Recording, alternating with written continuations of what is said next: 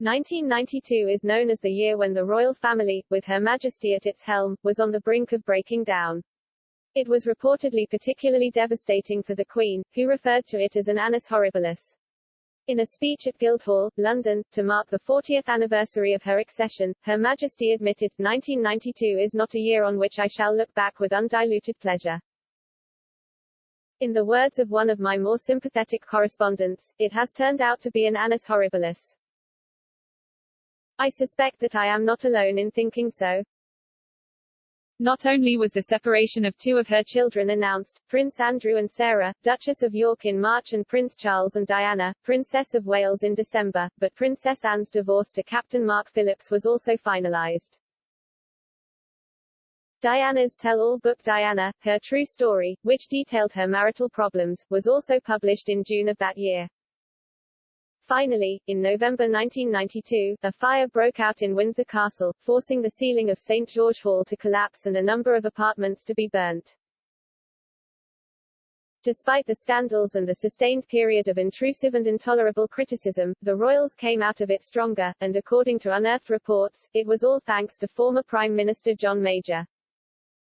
Confidential cabinet minutes released at the National Archives in 2017 showed that Mr. Major decided there was an urgent need for his government to voice public support for the sovereign. In a rare insight into dealings between ministers and Buckingham Palace, a memo of a cabinet meeting on November 26, 1992, details how Sir John told his colleagues that some months previously the Queen had approached him to consider arrangements by which she could pay the equivalent of income tax on her private income. Noting that Prince Charles had made a similar offer, the former Prime Minister said that recent unjustified media criticism of the Queen's exemption from income tax had persuaded him to bring forward an announcement that she would pay into the public purse, the first monarch to do so since the 30s. However, minutes of the meeting show that Sir John, who railed against intrusive and intolerable media coverage of the royal family after a succession of stories about the state of its members' marriages, wanted to go further and effectively launch an establishment PR campaign, including leading clerics, to shore up public support for the House of Windsor.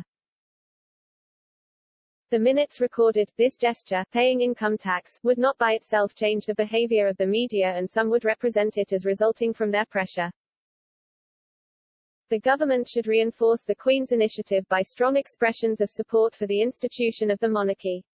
The Prime Minister might consider making this the centerpiece of a major speech in due course. Support from other leading figures in public life, such as the Archbishop of Canterbury and the Cardinal Archbishop of Westminster, could also be timely.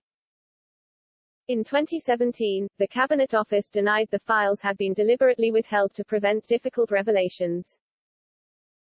A spokesman said, "We have to ensure all files are properly reviewed and prepared before they are transferred, so that they do not harm national security or our relations with other countries or disclose the sensitive personal information of living individuals."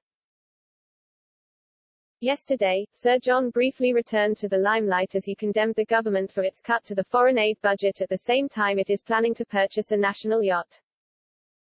He said, "It seems that we can afford a national yacht that no one either wants or needs, whilst cutting help to some of the most miserable and destitute people in the world. This is not a conservatism that I recognize. It is the stamp of Little England, not Great Britain."